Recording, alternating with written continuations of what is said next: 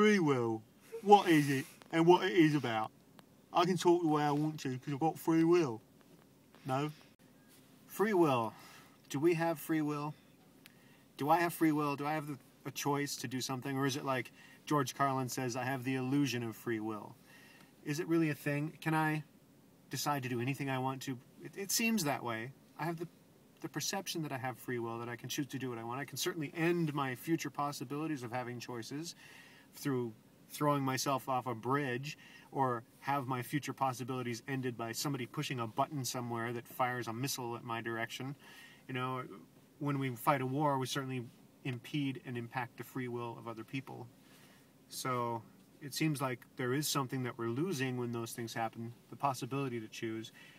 But some people theorize that the universe is basically a machine that runs on pure math or pure physics and science and carries out what it does inevitably. So the galaxies are inevitably shaped the way they are, or the orbit of the Earth is inevitable because of the way the material that makes the solar system fell together, and because of the sun's size and gravity, it just all works exactly as it would because of the laws of physics.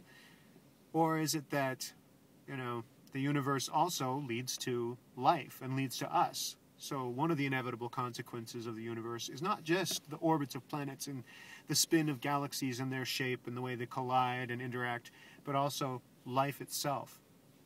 Plants and animals and us, free-roving beings that seem to have prerogative, that we can choose to do what we want to do. We can go places and do things, you know, act of our own volition. And we're part of what the universe is, what the universe's physical laws, as well as we understand them or not, leads to. So, lead to? Yeah. That was a run-on sentence. So one of the physical consequences of the laws of physics in the universe is autonomous beings that have prerogative, that can roam around and decide things. Now, a lot of my choices are based on what's available to me to choose, the time that I was born and where I am and the things that can be done or that are possible in my society. A lot of it's limited by that.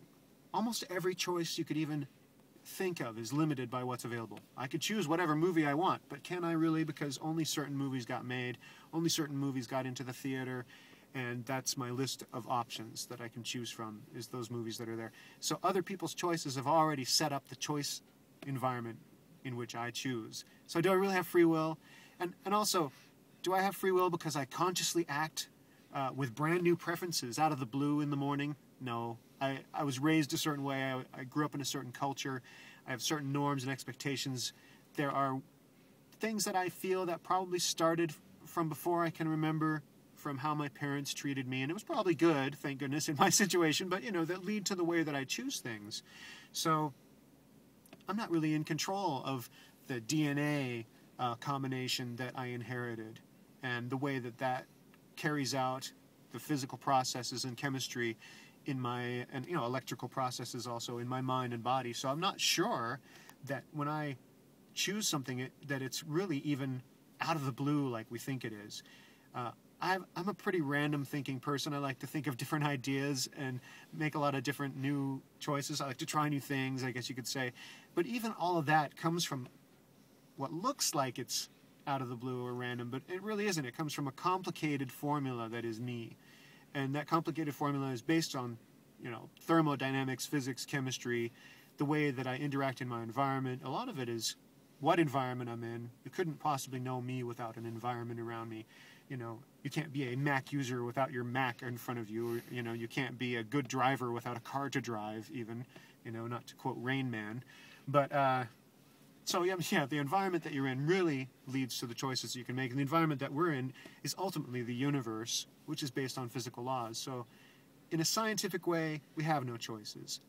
But in an apparent way, from moment to moment, because actions have consequences, because things can change when we choose different directions and different places to live, different people to associate with, different things to say, we do have apparent choice within the environment that we're in. So that's how I see it.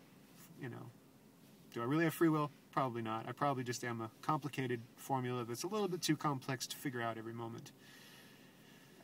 So anyway, whatever we are, we're part of what the universe is. And so The universe has autonomous beings that seem to make choices. And that's about enough of that for the day, I think. Really. Honestly, shut it off. I'm not